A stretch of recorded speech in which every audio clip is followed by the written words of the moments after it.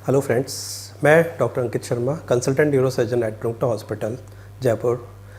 आज हम बात करेंगे सीजर्स के बारे में, जिसको सामान्य भाषा में मिर्गी, दौरे या ताड़ या अकड़न को भी कहा जाता है। सीजर्स के कई भ्रांतियाँ भी है सीजर्स को लेकर कि ये ऊपरी हवा या साया है या किसी भूत प्रेत के कारण है, बल्कि सीजर का मुख्य कारण ये ना हो के abnormal electrical activity in brain cells है। सीजर्स के अंदर अपने को क्या प्रिकॉशन रखनी है, जिस व्यक्ति को सीजर आया हुआ है तो उसको अपने को एक सुरक्षित स्थान पर लेटाना होगा, प्रेफरेबली लेफ्ट लेटरल साइड में, और उसके आसपास कोई भी ऐसा शार्प ऑब्जेक्ट या कोई चीज़ नहीं होनी चाहिए जिससे उसको चोट लगने की संभावना हो।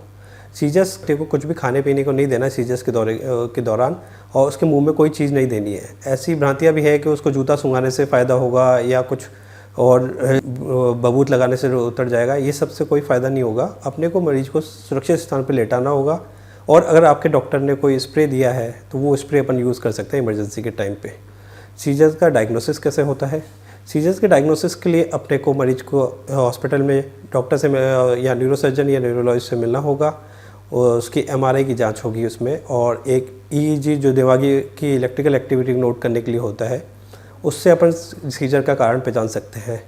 सीजर्स के मुख्य कारणों में से या तो कोई ब्रेन ट्यूमर हो सकता है, हेड इंजरी हो सकती है, ब्रेन में कोई रक्तस्राव हो सकता है, स्ट्रोक हो, या कोई इन्फेक्शन हो, एब्सेस हो, या फिर जेनेटिक कॉज हो। अदरवाइज ये ना हो कि कोई इडियोपैथिक भी है। सीजर का मेन ट्रीटमेंट एंटी एपिलेटिक्स मेडिकेशंस हैं जो आज बहुत सेफ़ हैं, और इससे सीजर्स बहुत हद तक कंट्रोल भी करे जा सकते हैं। सीजर के अंदर अगर मरीज को कोई दवा से अगर कोई साइड इफ़ेक्ट भी होता है, कुछ लगता है, तो आप अपने डॉक्टर से कंट्रोल करें। वैसे आज की तारीख में सीजर्स मेडिसिन बहुत सेफ़ हैं, और 70 to 80% पेशेंट्स में सीजर मेडिसिन से कंट्रोल हो जाता है।